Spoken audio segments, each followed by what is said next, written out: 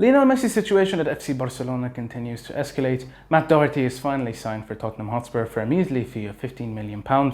Leeds United have signed Robin Koch from Freiburg for an undisclosed fee, rumoured to be around £13 million.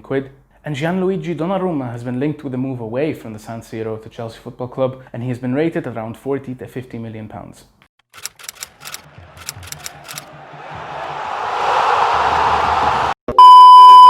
Hello, welcome to OmniFoot TV, and today we've got more transfer news.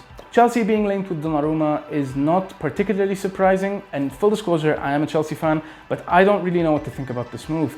I don't know if it'll happen. I don't think it will happen. I would say that sources reporting it are credible to a certain extent because Donnarumma has been linked with a move away from AC Milan for a while. He's played for Milan for a long time, and if I were him, I'd actually want to stay at the San Siro. I mean, it's not that I don't want to see him at Stamford Bridge, but it's the fact that he has been such a good player where he's been. He's done well for Milan, he's done well in Italy. It would be quite the bargain to see him move to Stamford Bridge. I mean, 40 to 50 million is a steal in today's market, especially for a goalkeeper of that kind of quality. Considering the fact that he has a single year left on his contract, I'd say that we could actually buy him for less. Which says a lot about Chelsea's ability to do business. I mean, if you look at Leicester, they wanted 80 million for Chilwell and we forked out nearly half of that. Props go to Marina Granovskaya's ability to do business, as she's always done well in that aspect. The fact that Frank Lampard has actually been backed in regards to his signings is huge, because rarely has it been where we've seen Chelsea managers who've either most recently taken over or have been at the helm at the club for a while being backed in regards to transfers. Conte wasn't backed in transfers, Sarri was not backed in regards to the transfers that he needed. And to see Lampard actually get the deals that he has wanted, to see not big name players just coming in, walking through the door in any position. No, they have been selected shrewdly and the money has been spent astutely. Mind you, Chelsea's transfer ban impacted the club in a huge way, and it's quite good for football to see a big club spend meticulously. On to Leeds United. Marcelo Bielsa's revolution at the club has continued to garner momentum. The club's ability to market itself and to brand itself, moving up to the Premier League now, has arguably been better than it's ever been. The club just recently signed a kit deal with Adidas for a 5-year period. They signed a sleeve sponsorship deal with JD Sports. It looks good for Leeds. It must feel good to be a fan of Leeds United now. They signed Rodrigo Moreno, a player who people genuinely rate highly in Spain. They've done well to actually bolster their defense as well, signing Robert Koch from Freiburg for an undisclosed fee. They've been chasing Ben White for a while. Ben White did brilliantly under Bielsa in his second season as manager.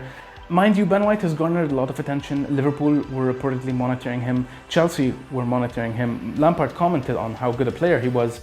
But all in all, he signed an extensive deal with Brighton. He should be staying at the club for the next 4 to 5 years. And that should do him quite well. He's a good player, he's got potential, he's still quite young. Robin Koch is a bargain. It's quite a good deal. He's also still a very young defender. The levels of intensity in the Premier League differ from that of the Bundesliga. And I think Leeds should do well in their first season back in the top flight. I mean, they have to at this point. Andrea Radrizzani has quite honestly transformed the club. He's transformed the atmosphere around the club, and Bielsa has only followed through with his promises. Moving on to Messi's debacle with Barcelona. La Liga just recently released a statement earlier today citing their support of the club in opposition to Lionel Messi. Messi didn't show up to training today. He will most likely not show up for pre-season. He missed out on coronavirus testing. And this is quite honestly the most scrutiny FC Barcelona have ever had to deal with in their history as a club. His release clause is for 700 million euros, and he plans on moving on a free. Mind you, it was reported earlier today that that particular clause that allows him to leave for free only applies to his first 3 seasons at the club, and it does not apply now. So if Messi's legal team can actually find a way around that, and if they do, and they're currently facing Barcelona's legal team, the club will get no money out of him leaving. It's been reported on multiple occasions that he's already decided to move to Manchester City, and it makes sense. Everyone would understand how that would appeal to him. Barcelona's reputation has fallen severely, and all of this has happened under Bartomeu. Granted, I don't think he'll be elected again next year, but Messi's had enough and it's quite obvious. So, as usual, we're doing everything we can to follow up on all the big news. We cover everything on Twitter, we cover everything on Instagram and on Facebook. Just type in OmniFoot and you'll know us when you find us. Be sure to like and subscribe, and we'll see you next time the whistle blows.